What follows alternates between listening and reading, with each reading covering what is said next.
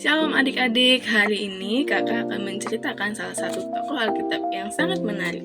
Mari kita bahas sama-sama. Jadi pada saat itu ada orang tua maupun muda, bapak-bapak ataupun ibu-ibu, orang kaya maupun miskin, mereka datang menghampiri murid Kristus. Nah, mereka datang untuk apa adik-adik? Mereka datang untuk menyatakan bahwa mereka mau bertobat, mereka mau percaya Tuhan Yesus.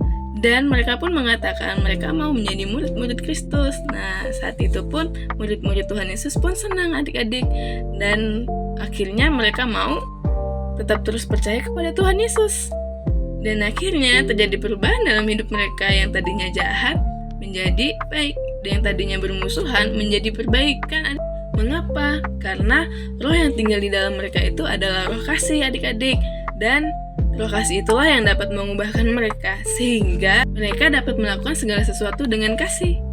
Jadi, kalau adik-adik mau tahu, salah satu dari orang yang mau bertobat itu adalah yang bernama Barnabas. Barnabas ini adalah salah satu tokoh Alkitab yang pada saat itu pun bertobat dan mau menerima Tuhan Yesus.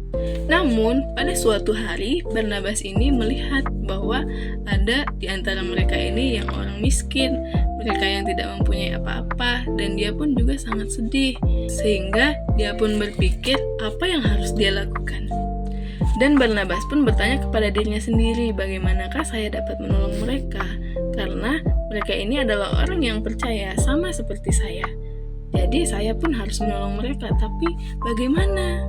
Namun ternyata adik-adik, Barnabas ini terpikir bahwa ternyata dia memiliki sebuah ladang yang tumbuh subur dan tumbuh lebat.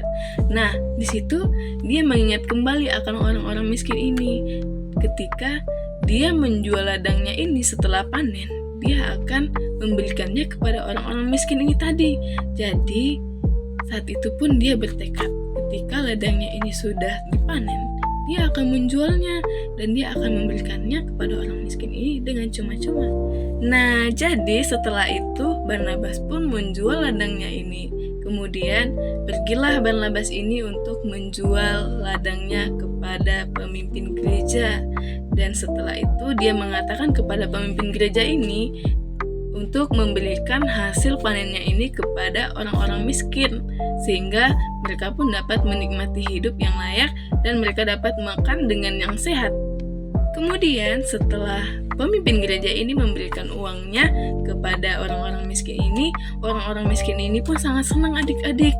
Siapa sih yang gak senang ketika diberikan uang, apalagi dengan jumlah yang sangat besar, dengan harga yang cuma-cuma lagi. Siapa sih yang gak mau? Tentunya kakak aja mau, apalagi adik-adik. Kemudian Barnabas pun tersenyum dan hal itu membuatnya sangat senang. Kenapa? Karena dia telah membantu orang lain dan membuat orang merasa senang.